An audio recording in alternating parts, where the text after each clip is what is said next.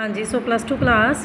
सो chapter number 3 तो बाद जो चैप्टर नंबर 4 ਸੀਗਾ ਨਾ, ਉਹ ਬੱਚੇ ਹਜੇ ਮੈਂ ਨਹੀਂ ਕਰਵਾਉਣਾ। ਉਹ ਇੰਨਾ ਕੁਛ ਉਹਦੇ 'ਚ ਜ਼ਿਆਦਾ ਸਮਝਾਉਣ ਵਾਲਾ ਨਹੀਂ ਹੈ। ਉਹ ਮੈਂ ਤੁਹਾਨੂੰ ਕਿਸੇ ਵੇਲੇ, ਚਲੋ ਹੁਣ ਤੁਸੀਂ ਐਗਜ਼ਾਮਸ ਦਿਓ ਆਪਣੇ, ਜੋ 25 ਤਰੀਕ ਤੋਂ ਸ਼ੁਰੂ ਹੋਣ ਜਾ ਰਹੇ ਨੇ, ਓਕੇ। ਸੋ ਉਹ ਆਪਣੇ ਤੁਸੀਂ ਪੇਪਰ ਦਿਓ ਪਹਿਲਾਂ ਧਿਆਨ ਦੇ ਨਾਲ, ਪਰ ਕੋਈ ਗੱਲ ਨਹੀਂ, ਨਾਲ ਇੱਕ ਅੱਧੀ ਵੀਡੀਓ ਸੁਣ ਲਈ, ਕੋਈ ਫ਼ਰਕ ਨਹੀਂ ਪੈਂਦਾ। ਤੁਹਾਨੂੰ ਅੱਗੇ ਵੀ ਤਾਂ ਟੈਸਟ ਦਿੰਦੇ ਰਹਿੰਦੇ ਸੀ, ਉਹ ਤੁਹਾਡੇ ਤਿਆਰੀ ਹੋਣੀ ਚਾਹੀਦੀ ਹੈ। ਰਿਟਨ ਵਰਕ ਤੁਹਾਡਾ ਕੰਪਲੀਟ ਹੋਣਾ ਚਾਹੀਦਾ, ਤਾਂ ਹੀ ਪੇਪਰ ਦੇ ਪਾਉਂਗੇ, ਓਕੇ। ਸੋ ਮੈਂ ਚੈਪਟਰ ਨੰਬਰ 5 ਜੋ ਹੈਗਾ, ਯੂਨਿਟ ਨੰਬਰ 2 ਦਾ ਚੈਪਟਰ ਨੰਬਰ 5, ਠੀਕ ਹੈ। ਯੂਨਿਟ ਦਾ ਨਾਮ ਜਿਹੜਾ ਹੈਗਾ ਜੈਨੇਟਿਕਸ ਐਂਡ ਐਵੋਲੂਸ਼ਨ ਹੈ, ਉਹ ਮੈਂ ਤੁਹਾਡਾ ਸ਼ੁਰੂ ਕੀਤਾ ਹੁਣ, ਓਕੇ। ਯੂਨਿਟ ਦਾ ਨਾਮ ਬੋਲਿਆ ਮੈਂ, ਜੈਨੇਟਿਕਸ ਐਂਡ ਐਵੋਲੂਸ਼ਨ। ਚੈਪਟਰ ਦਾ ਨਾਮ ਹੈ principles of inheritance and variation, okay. So ਮੈਂ ਉਹ ਚੈਪਟਰ ਸ਼ੁਰੂ ਕੀਤਾ। ਸੋ ਜਿਹਦੇ ਵਿੱਚ ਤੁਹਾਡੇ ਕੋਲ ਸਭ ਤੋਂ ਪਹਿਲਾਂ ਟੌਪਿਕ ਆ ਜਾਂਦਾ ਹੈਰੀਡਿਟੀ। ਮੈਂ ਥੋੜ੍ਹਾ ਜਿਹਾ ਚੈਪਟਰ ਨੂੰ ਚਾਕ ਆਊਟ ਕੀਤਾ। ਹੈਰੀਡਿਟੀ ਦੇ ਵਿੱਚ ਅਸੀਂ ਕੀ ਪੜ੍ਹਨੀ ਆ, ਠੀਕ ਹੈ। ਸੋ ਕੁਛ ਮੈਂਡਲ ਜੋ ਸੀ, ਜਿਨ੍ਹਾਂ ਨੂੰ ਕਿ ਫਾਦਰ ਆਫ ਜੈਨੇਟਿਕਸ ਕਿਹਾ ਗਿਆ, ਉਹਨਾਂ ਨੇ ਜੈਨੇਟਿਕਸ ਦੇ ਉੱਤੇ ਬਹੁਤ ਜ਼ਿਆਦਾ ਸਟੱਡੀ ਕੀਤੀ, ਬਹੁਤ ਸਾਰੇ ਐਕਸਪੈਰੀਮੈਂਟਸ ਕੀਤੇ।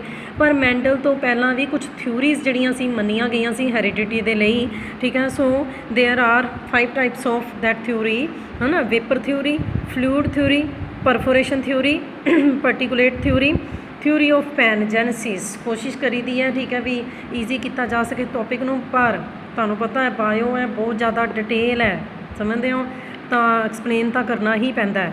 ਇਸੇ ਤਰੀਕੇ ਦੇ ਨਾਲ ਬੇਸਿਸ ਆਫ ਇਨਹੈਰੀਟੈਂਸ, ਕਿ ਕਿਹੜੀ ਚੀਜ਼ ਹੈ, ਠੀਕ ਹੈ ਨਾ, ਜਿਹਦੇ ਕਰਕੇ ਕਿ ਹੈਰੀਡਿਟੀ ਹੋ ਰਹੀ ਹੈ, ਜਿਹਦੇ ਕਰਕੇ ਇੱਕ ਕਰੈਕਟਰਸ ਜਿਹੜੇ ਹੈਗੇ ਆ ਉਹ ਟਰਾਂਸਫਰ ਹੋ ਰਹੇ ਆ। 10th ਕਲਾਸ 'ਚ ਵੀ ਹੈਰੀਡਿਟੀ ਪੜ੍ਹੀ ਸੀ, ਅਤੇ ਹੁਣ ਵੀ ਜਰਾ +2 'ਚ ਪੜ੍ਹ ਕੇ ਦੇਖ ਲਿਓ, ਆਪੇ ਡਿਫਰੈਂਸ ਪਤਾ ਲੱਗ ਜਾਣਾ। ਬੇਸਿਸ ਦੇ ਵਿੱਚ ਕੀ ਹੈ ਹੈਰੀਡਿਟੀ ਦੇ, ਫਿਜ਼ੀਕਲ ਬੇਸ ਹੈ, ਕੈਮੀਕਲ ਬੇਸ ਹੈ। ਫਿਜ਼ੀਕਲੀ ਕਿਹੜੀ ਚੀਜ਼ ਹੈ ਜਿਹੜੀ ਕਿ ਕਰੈਕਟਰਸ ਲੈ ਕੇ ਜਾ ਰਹੀ ਹੈ, ਨਹੀਂ, ਕੈਮੀਕਲੀ ਕੌਣ ਲੈ ਕੇ ਜਾ ਰਿਹਾ ਹੈ ਕਰੈਕਟਰਸ ਨੂੰ ਅੱਗੇ, ਇਹੀ ਹੁੰਦੀ ਹੈਰੀਡਿਟੀ। ਦਾ transmission of characters from parents to offsprings, from one generation to other generation, ਠੀਕ ਹੈ ਜੀ। ਸੋ ਆ ਜਾਈਏ ਫਿਰ, ਜੇਕਰ ਅਸੀਂ ਤੁਹਾਡੀ ਬੁੱਕ 'ਤੇ ਆ ਜਾਈਏ, ਉਹ ਜੇਕਰ ਤੁਸੀਂ ਟੇਬਲ ਬਣਾਉਣਾ ਚਾਹੁੰਦੇ ਹੋ ਤਾਂ ਬਣਾ ਸਕਦੇ ਹੋ ਆਪਣੀ ਰਫ ਨੋਟਬੁੱਕ ਦੇ ਉੱਤੇ, ਜਾਂ ਫਿਰ ਨੋਟਸ ਵਾਲੀ ਨੋਟਬੁੱਕ ਦੇ ਉੱਤੇ। ਇਹ ਗੱਲ ਮੈਨੂੰ ਲੱਗਦਾ ਕਿ +2 ਦੇ ਬੱਚਿਆਂ ਨੂੰ ਮੈਨੂੰ ਨਾ ਕਹਿਣੀ ਪਵੇ। +1 'ਚ ਵੀ ਤੁਹਾਨੂੰ ਇਹੀ ਕਿਹਾ ਸੀ ਕਿ ਕੁਐਸਚਨਸ ਵਾਸਤੇ ਅਲੱਗ ਨੋਟਬੁੱਕ ਲਗਾਉਣੀ ਹੈ। ਹੁਣ ਤਾਂ ਕੁਐਸਚਨਸ ਹੀ ਕਾਫੀ ਜ਼ਿਆਦਾ ਹੁੰਦੇ ਹੈ, ਠੀਕ ਹੈ ਜੀ। ਅਤੇ ਇੱਕ ਵਾਰੀ ਨਾ ਮੈਂ ਫ਼ੋਨ ਕਰਕੇ ਪਲਕ ਨੂੰ, ਸੋ ਮੈਂ ਪਲਕ ਤੋਂ ਨਾ ਕੁਐਸਚਨਸ ਕਨਫਰਮ ਕਰ ਲਾਂਗੀ ਇੱਕ ਵਾਰੀ, ਜੋ ਮੈਂ ਤੁਹਾਨੂੰ ਪੇਪਰ ਦੇ ਵਿੱਚ ਪਾਉਣੇ ਹੈ, ਕਿ ਵੀ ਇਸ ਚੈਪਟਰ ਦੇ ਇੰਨੇ ਕੁਐਸਚਨ ਹੀ ਤੁਹਾਨੂੰ ਭੇਜੇ ਹੋਏ ਨਾ, ਉਹਨਾਂ ਵਿੱਚੋਂ ਹੀ ਪੇਪਰ ਆਏਗਾ, ਓਕੇ। ਸੋ ਕੀ ਹੈ ਬੱਚੇ, ਕਿ ਇੱਕ ਹੋਰਸ ਹੈ, ਜੇਕਰ ਨੈਚੁਰਲੀ ਉਹਦਾ ਜਿਹੜਾ ਬੱਚਾ ਹੋਏਗਾ ਉਹ ਆਪਣੇ ਪੇਰੈਂਟਸ ਦੇ ਨਾਲ ਰਿਜ਼ੈਂਬਲ ਕਰੇਗਾ, ਪਤਾ ਲੱਗ ਜਾਏਗਾ ਵੀ ਇਹ ਘੋੜੇ ਦਾ ਬੱਚਾ ਹੈ। ਗੁਲਾਬ ਹੈ, ਠੀਕ ਹੈ। ਸੋ ਗੁਲਾਬ ਤੋਂ ਜੇਕਰ ਤੁਸੀਂ ਇੱਕ ਗੁਲਾਬ ਦੀ ਬ੍ਰਾਂਚ ਲੈ ਕੇ ਉਹਦੇ ਤੋਂ ਤੁਸੀਂ ਜੇਕਰ ਦੂਸਰਾ ਪੌਦਾ ਉਗਾਇਆ, ਤਾਂ ਨੈਚੁਰਲੀ ਉਸ ਪੌਦੇ ਨੂੰ ਵੀ ਤਾਂ ਗੁਲਾਬ ਲੱਗਣੇ ਆ ਨਾ, ਕਮਲ ਦੇ ਫੁੱਲ ਤਾਂ ਲੱਗ ਨਹੀਂ ਜਾਣੇ। ਹਿਊਮਨ ਬੀਇੰਗ ਜਿਹੜੇ ਹੈਗੇ ਆ, ਹਿਊਮਨ ਬੀਇੰਗ ਦੇ ਬੱਚਿਆਂ ਨੂੰ ਜਨਮ ਦਿੰਦੇ ਆ। ਸੋ ਇਸ ਤਰੀਕੇ ਦੇ ਨਾਲ, ਠੀਕ ਹੈ, ਹਰ ਇੱਕ ਇੰਡੀਵਿਜੂਅਲ ਜਿਹੜਾ ਆਪਣੇ ਵਰਗੇ ਬੱਚਿਆਂ ਨੂੰ ਜਨਮ ਦਿੰਦਾ ਹੈ ਨਾ। ਜਿੱਦਾਂ ਅਸੀਂ ਕਹਿ ਦਿੰਦੇ ਹਾਂ, ਬੱਚਾ ਜਦੋਂ ਘਰ ਦੇ ਵਿੱਚ ਪੈਦਾ ਹੁੰਦਾ, ਅਸੀਂ ਕਹਿ ਦਿੰਦੇ ਹਾਂ ਇਹਦੀ ਨੱਕ ਜਿਹੜੀ ਹੈ ਆਪਣੇ ਪਾਪਾ ਦੇ ਨਾਲ ਮਿਲਦੀ ਹੈ, ਇਹਦੀ ਅੱਖਾਂ ਜਿਹੜੀਆਂ ਆਪਣੀ ਮਦਰ ਦੇ ਨਾਲ ਮਿਲਦੀਆਂ। ਸੋ ਇਹਦੇ ਲਈ ਇੱਕ ਫਰੇਜ਼ ਯੂਜ਼ ਕੀਤੀ ਜਾਂਦੀ ਹੈ, ਠੀਕ ਹੈ। ਸੋ ਐਮਫੋਰਿਜ਼ਮ ਯੂਜ਼ ਕੀਤੀ ਜਾਂਦੀ ਹੈ, ਲਾਈਕ ਬੈਗੈਟਸ ਲਾਈਕ, ਜਿਹਦਾ ਕੀ ਮਤਲਬ ਹੈ ਵੀ ਕੰਟੀਨਿਊਟੀ ਆਫ ਲਾਈਫ, ਹੈ ਨਾ, ਠੀਕ ਹੈ। ਜੇਕਰ ਚਲੋ ਦਾਦੇ ਪੜਦਾਦੇ ਜਿਹੜੇ ਆ ਉਹ ਮਰ ਗਏ ਹੈ, ਅੱਗੋਂ ਫਿਰ ਪੇਰੈਂਟਸ ਆ ਗਏ ਹੈ, ਪੇਰੈਂਟਸ ਤੋਂ ਬਾਅਦ ਤੁਸੀਂ ਬੱਚੇ ਆ ਗਏ ਹੋ। ਇਸ ਤਰੀਕੇ ਦੇ ਨਾਲ ਹਿਊਮਨ ਬੀਇੰਗ ਤੋਂ ਹਿਊਮਨ ਬੀਇੰਗ ਪੈਦਾ ਹੁੰਦੇ ਜਾ ਰਹੇ ਹੈ, ਲਾਈਫ ਦੀ ਕੰਟੀਨਿਊਟੀ ਚੱਲਦੀ ਜਾ ਰਹੀ ਹੈ ਨਾ। ਪਰ ਤੁਹਾਨੂੰ ਪਤਾ ਹੀ ਹੈ ਕਿ ਚਾਹੇ ਘਰ ਦੇ ਵਿੱਚ 2 ਭੈਣ ਭਰਾ ਨੇ, ਵੇਰੀਏਸ਼ਨਸ ਤਾਂ ਹੁੰਦੀਆਂ ਹੀ ਹੈ ਨਾ, ਦੋਨਾਂ ਬੱਚਿਆਂ ਦੇ ਸੁਭਾਅ ਦੇ ਵਿੱਚ ਵੇਰੀਏਸ਼ਨ ਹੁੰਦੀ ਹੈ। ਕੋਈ ਬੱਚਾ ਗੁੱਸੇ ਵਾਲਾ ਹੁੰਦਾ, ਕੋਈ ਬੱਚਾ ਜਿਹੜਾ ਹੈਗਾ ਕਹਿ ਲਓ ਕਿ ਸ਼ਰੀਫ ਹੁੰਦਾ, ਹੈ ਨਾ, ਜ਼ਿਆਦਾ ਗੁੱਸੇ ਵਾਲਾ ਨਹੀਂ ਹੁੰਦਾ। ਇੱਥੋਂ ਤੱਕ ਕਿ 2 ਅਲੱਗ-ਅਲੱਗ ਐਗਸ ਤੋਂ ਬਣੇ ਹੋਏ ਜਿਹੜੇ ਟਵਿਨਸ ਹੈ, ਕਰਾਇਆ ਮੈਂ ਤੁਹਾਨੂੰ ਚੈਪਟਰ ਨੰਬਰ 13 'ਚ 3 'ਚ ਟਵਿਨਿੰਗ ਕਰਾਈ ਨਾ, ਠੀਕ ਆ। ਸੋ ਉਹਨਾਂ ਦੇ ਵਿੱਚ ਵੀ ਥੋੜ੍ਹਾ ਬਹੁਤਾ ਡਿਫਰੈਂਸ ਜਿਹੜਾ ਹੈਗਾ ਉਹ ਹੁੰਦਾ ਹੈ, ਠੀਕ ਹੈ। ਸੋ ਇਸ ਤਰੀਕੇ ਦੇ ਨਾਲ ਜਿਹੜੀ ਮੈਂ ਗੱਲ ਕੀਤੀ ਕਿ ਵੀ ਸਾਡੀ ਰਿਜ਼ੈਂਬਲੈਂਸ ਹੈਗੀ ਹੈ ਸਾਡੇ ਗ੍ਰੈਂਡ ਪੇਰੈਂਟਸ ਨਾਲ। ਸੋ ਇਹਦਾ ਪੇਰੈਂਟਸ ਦੇ ਨਾਲ, ਇਹਦਾ ਮਤਲਬ ਅਸੀਂ ਉਹਨਾਂ ਕੋਲੋਂ ਕਰੈਕਟਰ ਜਿਹੜੇ ਹੈਗੇ ਆ, ਠੀਕ ਹੈ, ਸੋ ਇਨਹੈਰਿਟ ਕੀਤੇ ਹੈ। ਸੋ ਉਸ ਟਰਾਂਸਮਿਸ਼ਨ ਨੂੰ ਅਸੀਂ ਕੀ ਕਹਿ ਦਿੰਦੇ ਹਾਂ, heredity.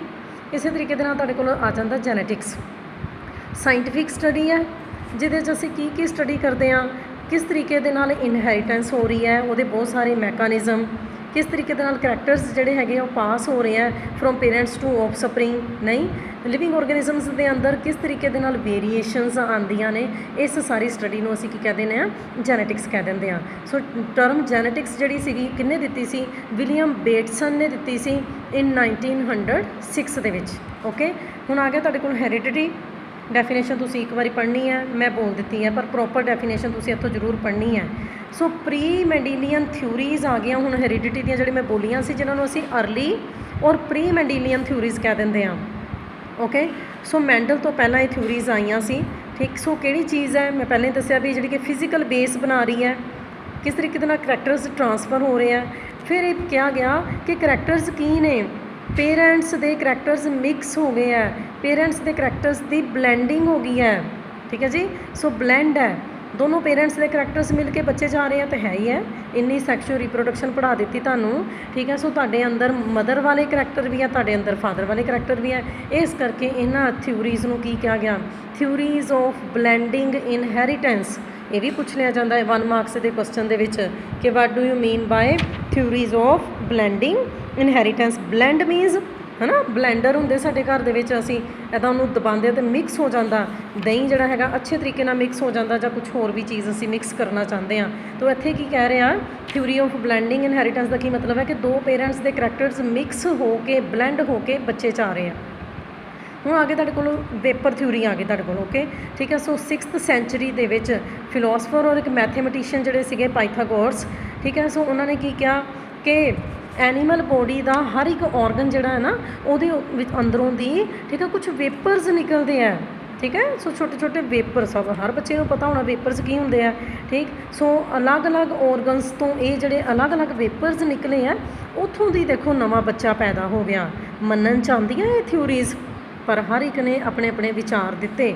Okay fluid theory Aristotle ने ये बारे एक्सप्लेन किया। अरिस्टोटल कहते कि आदमी के अंदर जिहड़ा सीमन बनता हुण मैनूं दसना ना पवे कि सीमन की हुंदा कहते वो हाईली प्यूरीफाइड ब्लड ही है। वोमैन के अंदर कहते जिहड़ा मैंस्ट्रुअल फ्लो हो रहा वो फीमेल का सीमन है एक तरह का पर उन्ना प्योर नहीं है जिन्ना मेल का सीमन है। इंटरकोर्स जदों हसबैंड वाइफ करते हैं जां मेल फीमेल करते हैं दोनों फ्लूइड कहते मिक्स हो जाते हैं। फीमेल का सीमन जिहड़ा हैगा ठीक है ना सो वो की दे रहा एंब्रीओ की फॉर्मेशन दे विच रोल प्ले कर रहा है ठीक है ना पर इनर्ट सबसटेंस दे रहा है ना ठीक है। सो होर कुछ मटीरियल जिहड़ा चाहिए एंब्रीओ की डिवेलपमेंट दे वो दे रहा पर जिहड़ा मेल का सीमन हैगा वो एंब्रीओ नूं एक फॉर्म दे रहा एक पर्टिकुलर शेप दे रहा तो विटेलिटी दे रहा कि एंब्रीओ जींदा है ना वो तो नवा बच्चा बन जाएगा। सो सीधी जी गल है ये फ्लूइड थ्योरी के अरिस्टोटल ने की कहा कि फीमेल वालों भी फ्लूइड आता है मेल वालों भी फ्लूइड आता है ठीक है जी। सो फीमेल सीमन किनू कहा गया मैंस्ट्रुअल फ्लो नूं ठीक है। मैन दे जद कि तुसीं इस गल नूं मनदे हो तुसीं एग्री हो इस गल दे नाल ठीक है कि भी मेल का सीमन जिहड़ा हुंदा वो ब्लड हुंदा। चलो मैनूं नहीं पता मैं 3rd चैप्टर पढ़ाया तुहानूं पता होना चाहिए सीमन कित्थों आया सी उहदे च की हुंदा सी उहदे च तां ब्लड का कोई नामो निशान ही नहीं सी। ओके 3rd तुहाडे कोल आ गई प्री फॉर्मेशन थ्योरी आई। प्री फॉर्मेशन प्री मीनस पहला एंटन वॉन लुइवनहुक जिहड़े सीगे उन्होंने सब तो पहला ऑबजर्व किया सी very important question for competition ठीक है पूछा जा सकता कि ह्यूमन स्पर्म सब तो पहला किन्ने देखा सी। ओके एंटन वॉन लुइवनहुक ने देखा सीगा है ना उन्होंने देखा कि सीमन दे विच ना कोई चीज़ ब्रिगलिंग किनों कहते ब्रिगलिंग मूवमेंट्स इस तरीके इदा हिलते हिलते छोटे छोटे स्ट्रक्चर्स उन्होंने नाम दिता एनीमैलक्यूल्स बड़े छोटे सी ना उन्होंने बाद में देखा एनीमैलक्यूल्स जिहड़े हैगे आ मीनस के स्पर्म्स जिहड़े हैगे आ वो पूरे का पूरा ह्यूमन बीइंग बना सकते हैं वो न्यू इंडिविजुअल दे विच डिवेलप हो जाते जदों असीं इन्हां नूं ठीक है वोमैन दी वोंब दे विच भेज दिंदे आ उत्थे उन्हां नूं न्यूरिशमेंट मिलनी शुरू हो जाती है ना ठीक। पर इस थ्योरी ने ना ये एक्सप्लेन नहीं किया कि जिहड़ा बच्चा है उहदे कोल मदर के करैक्टर कित्थों आए हैं मैटरनल करैक्टर्स उन्हें किद्दां लए इहदी कोई एक्सप्लेनेशन नहीं है।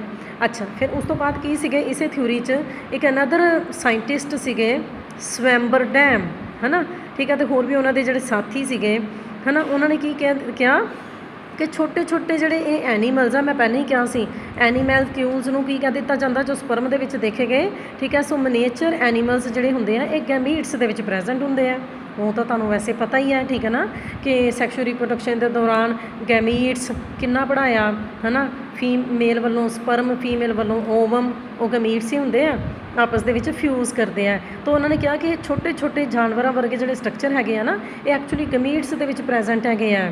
ਓਕੇ, ਸੋ ਇਹਨਾਂ ਮਨੀਏਚਰ ਫੋਰਮਸ ਨੂੰ, ਐਨੀਮਲਸ ਦੀਆਂ ਨੂੰ, ਜਿਹੜੀਆਂ ਕਿ ਗੈਮੀਟਸ ਦੇ ਵਿੱਚ ਪ੍ਰੈਜ਼ੈਂਟ ਹੁੰਦੀਆਂ, ਉਹਨਾਂ ਨੂੰ ਕੀ ਕਹਿੰਦੇ ਆ? ਹੋਮਨਕਿਊਲਸ। ਹੁਣ ਤੁਸੀਂ ਇਹਦੇ ਅੰਡਰ ਦੇਖ ਲਓ ਕਿੰਨੀਆਂ ਟਰਮਸ ਆ ਗਈਆਂ, ਹੋਮਨਕਿਊਲਸ। ਓਕੇ, ਸੋ ਇਹ ਜਿਹੜੇ ਛੋਟੇ ਛੋਟੇ ਐਨੀਮਲ ਵਰਗੇ ਸਟਰਕਚਰ ਜੇਕਰ ਸਪਰਮ ਦੇ ਵਿੱਚ ਪ੍ਰੈਜ਼ੈਂਟ ਹੈ ਤਾਂ ਅਸੀਂ ਕਹਿੰਦੇ ਹਾਂ ਸਪਰਮਿਸਟਸ, ਜੇਕਰ ਓਵਮ ਦੇ ਵਿੱਚ ਪ੍ਰੈਜ਼ੈਂਟ ਹੈ ਤਾਂ ਅਸੀਂ ਕੀ ਕਹਿੰਦੇ ਹਾਂ? ਓਵਿਸਟ। ਓਕੇ, ਅਤੇ ਦੋਨਾਂ ਲਈ ਅਸੀਂ ਕੀ ਟਰਮ ਯੂਜ਼ ਕਰਦੇ ਹਾਂ? ਪ੍ਰੀ ਫੋਰਮਨਿਸਟ। ਵੀ ਗੈਮੀਟਸ ਦੇ ਅੰਦਰ ਹੀ ਪਹਿਲਾਂ ਕੁਛ ਨਾ ਕੁਛ ਪ੍ਰੈਜ਼ੈਂਟ ਸੀ, ਠੀਕ ਹੈ। ਸੋ ਜਿਹਦੇ ਤੋਂ ਕਿ ਬੱਚਾ ਪੈਦਾ ਹੋਇਆ। ਨਾਓ ਫੋਰਥ ਤੁਹਾਡੇ ਕੋਲ ਆ ਜਾਂਦੀ ਹੈ ਪਾਰਟੀਕੂਲੇਟ ਥਿਊਰੀ। ਪਤਾ ਹੋਣਾ ਪਾਰਟੀਕੂਲੇਟ ਬਹੁਤ ਹੀ ਛੋਟੇ ਛੋਟੇ ਪਾਰਟੀਕਲ, ਠੀਕ ਹੈ ਜੀ। ਸੋ ਫਰੈਂਚ ਬਾਇਓਲੋਜਿਸਟ ਸੀਗੇ, ਉਹਨਾਂ ਨੇ ਕਿਹਾ, ਠੀਕ ਹੈ ਵੀ ਐਨੀਮਲਸ ਕਿੱਥੋਂ ਪੈਦਾ ਹੁੰਦੇ ਆ? ਛੋਟੇ ਛੋਟੇ ਪਾਰਟੀਕਲਸ ਤੋਂ ਪੈਦਾ ਹੁੰਦੇ ਆ ਰੀਪਰੋਡਕਸ਼ਨ ਦੇ ਦੌਰਾਨ, ਹੈ ਨਾ। ਸੋ ਇਹਨਾਂ ਪਾਰਟੀਕਲ ਨੈਚੁਰਲੀ, ਇਹ ਪਾਰਟੀਕਲਸ ਕਹਿੰਦੇ ਕਿੱਥੋਂ ਆਏ ਆ? ਕੁਛ ਨਹੀਂ ਐਕਸਪਲੇਨ ਕੀਤਾ, ਕੋਈ ਗੱਲ ਨਹੀਂ, ਠੀਕ ਹੈ ਨਾ। ਹਰ ਇੱਕ ਨੇ ਆਪਣੇ ਵਿਚਾਰ ਪੇਸ਼ ਕੀਤੇ।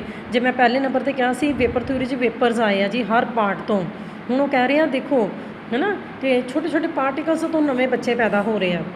ਓਕੇ, ਨਾਓ ਲਾਸਟ ਦੇ ਵਿੱਚ ਤੁਹਾਡੇ ਕੋਲ ਆ ਜਾਂਦਾ ਥਿਊਰੀ ਆਫ ਪੈਨਜੈਨਸਿਸ, ਠੀਕ ਹੈ ਨਾ।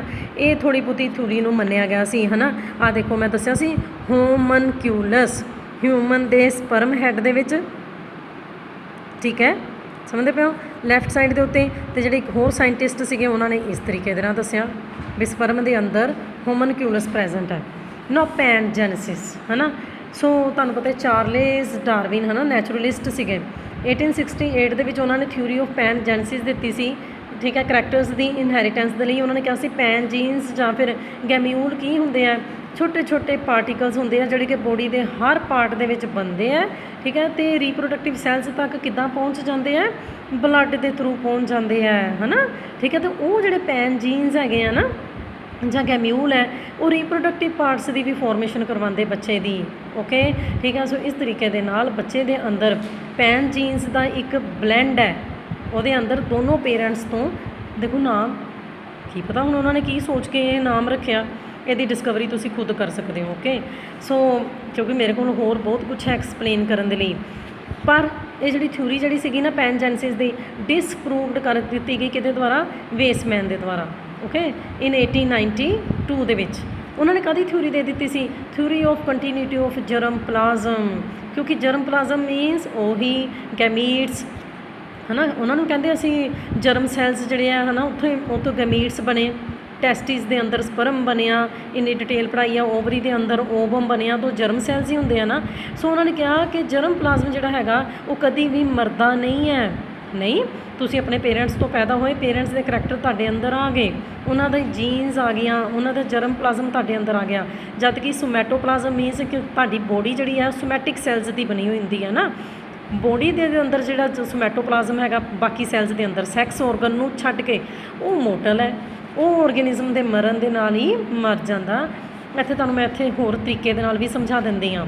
ਦੇਖੋ ਕਿ ਜਿੱਦਾਂ ਐਵੋਲੂਸ਼ਨ ਦੇ ਵਿੱਚ ਵੀ ਤੁਹਾਨੂੰ ਬੜੀਆਂ ਸਾਰੀਆਂ ਥਿਊਰੀਜ਼ ਆਉਣੀਆਂ ਵੀ ਕੁਛ ਕਰੈਕਟਰਸ ਜਿਹੜੇ ਹੈਗੇ ਆ ਉਹ ਅਸੀਂ ਆਪਣੀ ਜ਼ਿੰਦਗੀ ਦੇ ਵਿੱਚ ਆ ਕੇ ਅਪਣਾਉਂਦੇ ਹਾਂ।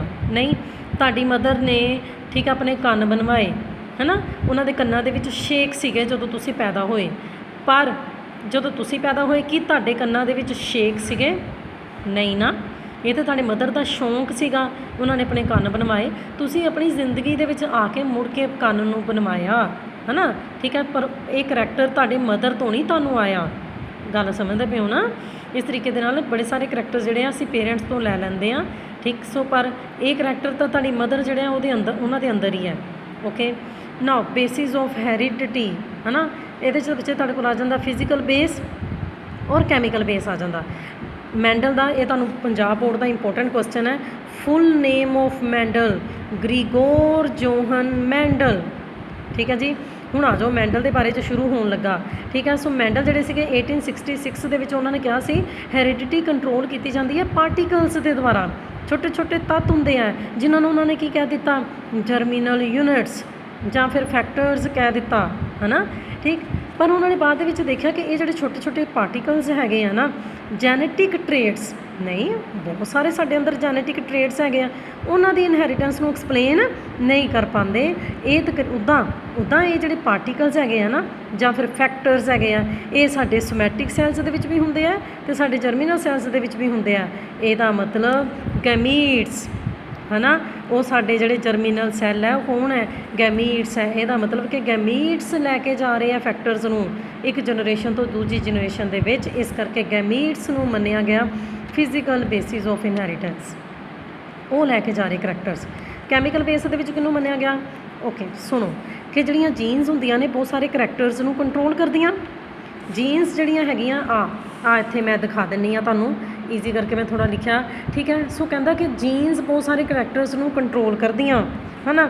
ਜੀਨਸ ਬੱਚੇ ਹੁਣ ਕਿਹਦੇ ਉੱਤੇ ਪ੍ਰੈਜੈਂਟ ਹੁੰਦੀਆਂ, ਇਹ ਛੋਟੇ ਛੋਟੇ ਸੈਗਮੈਂਟਸ ਹੁੰਦੇ ਆ ਕ੍ਰੋਮੋਸੋਮ ਦੇ ਉੱਪਰ ਪ੍ਰੈਜੈਂਟ ਹੁੰਦੀਆਂ ਜੀਨਸ, ਓਕੇ। ਜੀਨਸ ਬਣੀਆਂ ਕਾਹਦੀਆਂ ਹੁੰਦੀਆਂ, DNA ਅਤੇ ਪ੍ਰੋਟੀਨਸ ਦੀਆਂ ਬਣੀਆਂ ਹੁੰਦੀਆਂ, ਹੈ ਨਾ। ਸੋ DNA ਸਾਡਾ ਜੈਨੇਟਿਕ ਮਟੀਰੀਅਲ ਮੰਨਿਆ ਜਾਂਦਾ ਨਾ, ਭਾਵੇਂ ਕ੍ਰੋਮੋਸੋਮਸ, ਜੀਨਸ, DNA ਇਹ ਸਾਰੇ ਹੀ ਇਨਫੋਰਮੇਸ਼ਨ ਅੱਗੇ ਲੈ ਕੇ ਜਾਂਦੇ ਆ, ਪਰ ਅਸੀਂ ਕਹਿੰਦੇ ਕਿਹਨੂੰ ਆ, ਇਹਨਾਂ ਤਿੰਨਾਂ ਵਿੱਚੋਂ ਅਸੀਂ ਕਿਹਨੂੰ ਕਹਿੰਦੇ ਆਪਣਾ ਜੈਨੇਟਿਕ ਮਟੀਰੀਅਲ, DNA ਨੂੰ। ਸੋ DNA ਜੋ ਹੈ, ਠੀਕ ਹੈ, ਸੋ ਅੱਗੇ ਇਨਫੋਰਮੇਸ਼ਨ ਲੈ ਕੇ ਜਾਂਦਾ ਸਾਡਾ ਜੈਨੇਟਿਕ ਮਟੀਰੀਅਲ ਹੈ। ਸੋ ਕੈਮੀਕਲ ਬੇਸਿਸ ਹੈਰੀਡਿਟੀ ਦਾ ਕੌਣ ਹੈ, DNA। ਪਰ ਇੱਥੇ ਸਮਝਾਉਣ ਦੇ ਵਿੱਚ ਤੁਹਾਨੂੰ ਸਮਝਾ ਦਿੱਤਾ, ਜੀਨਸ ਕ੍ਰੋਮੋਸੋਮ ਦੇ ਉੱਪਰ ਪ੍ਰੈਜ਼ੈਂਟ ਹੁੰਦੀਆਂ ਨੇ ਅਤੇ ਜੀਨਸ DNA ਅਤੇ ਪ੍ਰੋਟੀਨ ਦੀਆਂ ਬਣੀਆਂ ਹੁੰਦੀਆਂ ਨੇ। ਜੀਨਸ ਹੀ ਹੋਰ ਬਹੁਤ ਸਾਰੇ ਪ੍ਰੋਡਕਟਸ ਦੇ ਲਈ ਕੋਡ ਕਰਦੀਆਂ ਨੇ, ਓਕੇ। ਅੱਗੇ ਤੁਹਾਡੇ ਕੋਲ ਆ ਗਿਆ ਮੈਂਡਲਿਜ਼ਮ, ਠੀਕ ਹੈ ਜੀ। ਸੋ ਟੈਬੂਲਰ ਫਾਰਮ ਦੇ ਵਿੱਚ ਪਹਿਲਾਂ ਤੁਹਾਨੂੰ ਦਿਖਾ ਦਿੰਦੇ ਹਾਂ ਮੈਂਡਲਿਜ਼ਮ, ਹੈ ਨਾ। ਮੈਂਡਲਸ ਦੀ ਹੁਣ ਅਸੀਂ ਲਾਈਫ ਦੇ ਬਾਰੇ 'ਚ ਸਟੱਡੀ ਕਰਨਾ, ਮੈਂਡਲ ਦਾ ਐਕਸਪੈਰੀਮੈਂਟਲ ਪਲਾਂਟ ਸਟੱਡੀ ਕਰਨਾ, ਮੈਂਡਲ ਦੀ ਐਕਸਪੈਰੀਮੈਂਟਲ ਟੈਕਨੀਕ ਸਟੱਡੀ ਕਰਨੀ ਹੈ ਇਸ ਮੈਂਡਲਿਜ਼ਮ ਦੇ ਅੰਡਰ। ਸੋ ਤੁਸੀਂ ਮੈਂਡਲਿਜ਼ਮ ਦੀ ਡੈਫੀਨੇਸ਼ਨ ਵੀ ਲਿਖ ਸਕਦੇ ਹੋ, ਠੀਕ ਹੈ। ਸੋ ਦਾ study of the ਮੈਂਡਲਸ law of heredity, okay. ਮੈਂਡਲਸ ਦੇ ਜਿਹੜੇ ਲਾ ਸੀਗੇ ਹੈਰੀਡਿਟੀ ਦੇ, ਉਹਦੀ ਸਟੱਡੀ ਨੂੰ ਕਹਿੰਦੇ ਆ ਮੈਂਡਲਿਜ਼ਮ। ਮੈਂ ਤਾਂ ਉਹੀ ਗੱਲ ਆ ਗਈ ਨਾ, ਮੈਂਡਲ ਦੇ ਸਾਰਾ ਕੁਛ ਸਟੱਡੀ ਕਰਨਾ ਦੈਟ ਇਜ਼ ਮੈਂਡਲਿਜ਼ਮ, ਅਤੇ ਖ਼ਾਸ ਤੌਰ 'ਤੇ ਕਹਿ ਲਓ ਕਿ ਉਹਦੇ ਲਾਜ਼ ਦੇ ਬਾਰੇ 'ਚ ਸਟੱਡੀ ਕਰਨਾ that is Mendelism, okay. So Mendel ਦੀ ਲਾਈਫ ਦੇ ਬਾਰੇ 'ਚ ਥੋੜ੍ਹਾ ਬਹੁਤਾ ਚਲੋ ਪਤਾ ਹੋਣਾ ਚਾਹੀਦਾ। ਸੀਗੇ ਇਸ ਤਰ੍ਹਾਂ ਦੇ ਸੀਗੇ ਗ੍ਰੀਗੋਰ ਜੋਹਨ ਮੈਂਡਲ, ਓਕੇ, ਠੀਕ ਹੈ। ਸੋ ਹੈਰੀਡਿਟੀ ਦੇ ਲਈ ਲਾ ਦਿੱਤੇ ਉਹਨਾਂ ਨੇ ਬਹੁਤ ਸਾਰੀ, ਉਹਨਾਂ ਨੂੰ ਫਾਦਰ ਆਫ ਜੈਨੇਟਿਕਸ ਕਿਹਾ ਜਾਂਦਾ ਹੈ, ਠੀਕ ਹੈ ਜੀ। ਸੋ ਉਹ ਇੱਕ ਪੀਜ਼ੈਂਟ ਫੈਮਿਲੀ ਜਿਹੜੀ ਸੀ ਮੋਰਾਵੀਆ ਦੇ ਵਿੱਚ, ਠੀਕ ਹੈ, ਇੱਕ ਕਿਸਾਨ ਦੀ ਫੈਮਿਲੀ ਸੀ, ਉੱਥੇ ਪੈਦਾ ਹੋਏ ਸੀਗੇ। ਉਹਨਾਂ ਦੀ ਜਿਹੜੀ ਐਜੂਕੇਸ਼ਨ ਸੀ ਨਾ, ਉਹਨਾਂ ਨੇ ਦੇਖੋ ਖੁਦ ਪ੍ਰਾਪਤ ਕੀਤੀ ਸੀ। ਸੋ ਇਹ ਬੱਚੇ ਜਿਹੜੇ ਇੱਦਾਂ ਦੇ ਆ, ਹੈ ਨਾ, ਆਪਣੀ ਮਿਹਨਤ ਦੇ ਨਾਲ ਕੁਛ ਨਾ ਕੁਛ ਬਣ ਜਾਂਦੇ ਆ। ਸਾਨੂੰ ਸਾਰੀਆਂ ਸਹੂਲਤਾਂ ਮਿਲੀਆਂ ਹੁੰਦੀਆਂ, ਵਧੀਆ ਘਰ, ਵਧੀਆ ਖਾਣ ਪੀਣ ਦੇ ਲਈ, ਪਰ ਫਿਰ ਵੀ ਅਸੀਂ ਉਨੀ ਮਿਹਨਤ ਨਹੀਂ ਕਰਦੇ ਹਾਂ। ਮੋਰਾਵੀਆ ਦੇ ਵਿੱਚ, ਠੀਕ ਹੈ, ਇਹ ਪੈਦਾ ਹੋਏ ਸੀਗੇ। ਆਪਣੀ ਐਫਰਟਸ ਦੇ ਨਾਲ ਇਹਨਾਂ ਨੇ ਆਪਣੀ ਸਕੂਲ ਐਜੂਕੇਸ਼ਨ ਲਈ, ਗਰੀਬੀ ਹੋਣ ਦੇ ਕਰਕੇ ਕੁਛ ਨਹੀਂ ਹੈ, ਥੋੜ੍ਹੇ ਜਿਹੇ ਵਰਡਸ ਦੀ ਅਲੱਗ ਇੰਗਲਿਸ਼ ਦਿੱਤੀ ਹੋਈ ਹੈ। ਮੌਂਕ ਦਾ ਮਤਲਬ ਹੁੰਦਾ ਜਿਵੇਂ ਸਾਡੇ ਗੁਰਦੁਆਰਾ ਸਾਹਿਬ ਦੇ ਵਿੱਚ ਭਾਈ ਹੁੰਦੇ ਆ, ਮੰਦਿਰ ਦੇ ਵਿੱਚ ਪੰਡਤ ਹੁੰਦੇ ਆ। ਸੋ ਉੱਥੇ ਲੱਗ ਗਏ, ਇੱਕ ਰਿਲੀਜੀਅਸ ਮੈਨ ਬਣ ਗਏ ਉਹ। ਬਾਅਦ ਦੇ ਵਿੱਚ 1847 ਦੇ ਵਿੱਚ, ਹੈ ਨਾ, ਠੀਕ ਹੈ। ਸੋ ਹੈੱਡ ਬਣ ਗਏ, ਠੀਕ ਹੈ। ਇੱਕ ਮੌਂਟੇਸਰੀ ਮਤਲਬ ਉਹੀ ਰਿਲੀਜੀਅਸ ਪਲੇਸ, ਧਾਰਮਿਕ ਜਗ੍ਹਾ ਜਿਹੜੀ ਸੀਗੀ ਬਰੁੰਨ ਦੇ ਵਿੱਚ, ਠੀਕ ਹੈ। ਸੋ ਆਸਟਰੀਆ 'ਚ ਉੱਥੇ ਉਹ ਕੀ ਲੱਗ ਗਏ, ਰਿਲੀਜੀਅਸ ਪਲੇਸ ਸੀਗਾ, ਉੱਥੋਂ ਦੇ ਹੈੱਡ ਬਣ ਗਏ ਉਹ, ਹੈ ਨਾ।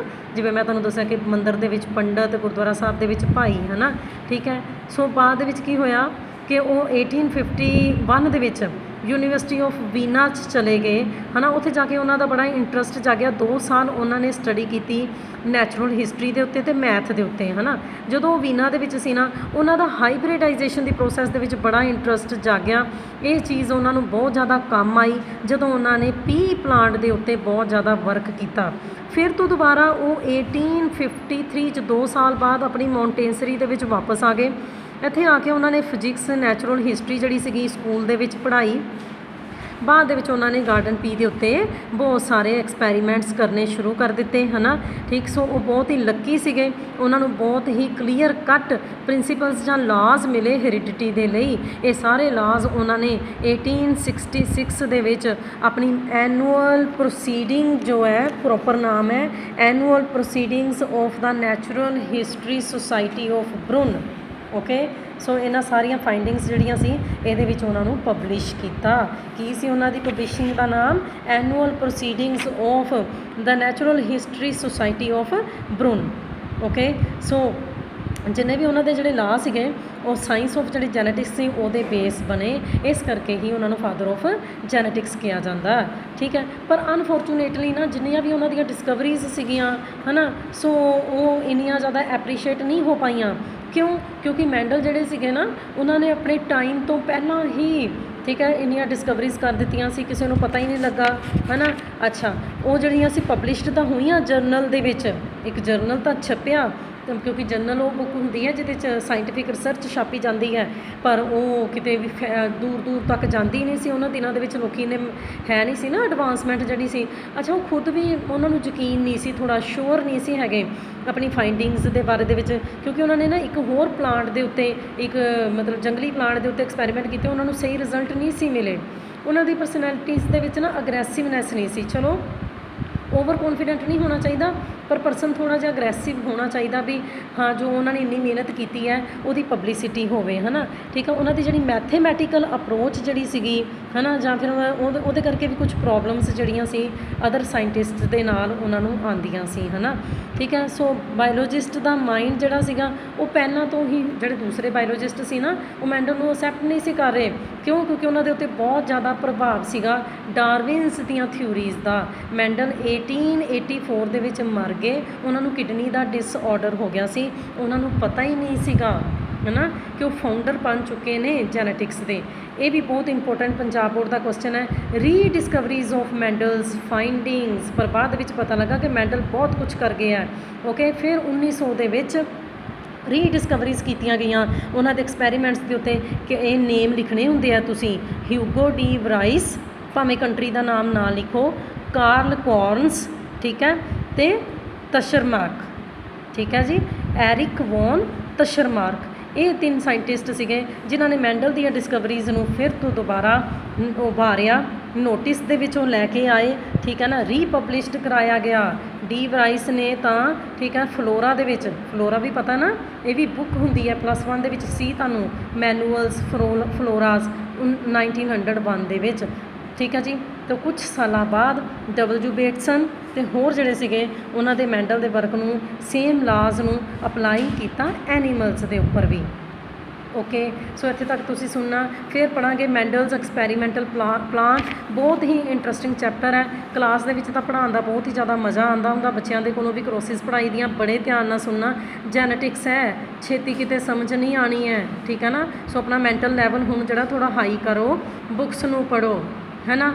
ਸੋ ਬੱਚੇ, ਮੈਂ ਨਾਮ ਨਹੀਂ ਲੈਣਾ ਚਾਹੁੰਦੀ, ਦੇਖੋ ਕਦੋਂ ਦੀਆਂ ਬੁੱਕਸ ਅਸੀਂ ਮੰਗਵਾ ਦਿੱਤੀਆਂ, ਸਮਝਦੇ ਪਏ ਹੋ, ਠੀਕ ਹੈ ਨਾ।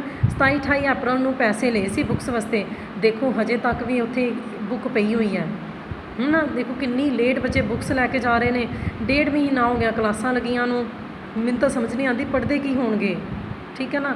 ਚਲੋ, ਬਾਕੀ ਮੇਰੀ ਆਦਤ ਹੈ, ਸ਼ਾਇਦ ਮੈਂ ਇਕੱਲੀ ਹੀ ਕਹਿੰਦੀ ਰਹਿੰਦੀ ਹਾਂ ਜ਼ਿਆਦਾ, ਤਾਂ ਹੀ ਫਿਰ ਬੱਚੇ ਕਰਦੇ ਹੋਏ ਸਾਨੂੰ ਡਰ ਲੱਗਦਾ, ਸਾਨੂੰ ਇਹ ਲੱਗਦਾ, ਪਰ ਪਤਾ ਨਹੀਂ ਕਿਉਂ ਮੇਰੀ ਇਹ ਆਦਤ ਜਾਂਦੀ ਨਹੀਂ ਕਿ ਮੈਂ ਕਹਿਣ ਤੋਂ ਬਿਨਾਂ ਮੈਂ ਰਹਿ ਹੀ ਨਹੀਂ ਸਕਦੀ। ਮੈਨੂੰ ਹੁੰਦਾ ਕਿ ਮੈਂ ਬੱਚਿਆਂ ਨੂੰ ਜੇ ਕੋਈ ਨਹੀਂ ਸਹੀ ਹੋ ਰਿਹਾ ਤਾਂ ਮੈਂ ਕਵਾਂ, ਮੇਰੇ ਕੋਲ ਰਿਹਾ ਨਹੀਂ ਜਾਂਦਾ। ਚਲੋ ਕੋਈ ਗੱਲ ਨਹੀਂ, ਬਾਕੀ ਤੁਹਾਡੀ ਮਰਜ਼ੀ ਹੈ ਬੱਚੇ, ਠੀਕ ਹੈ, ਓਕੇ।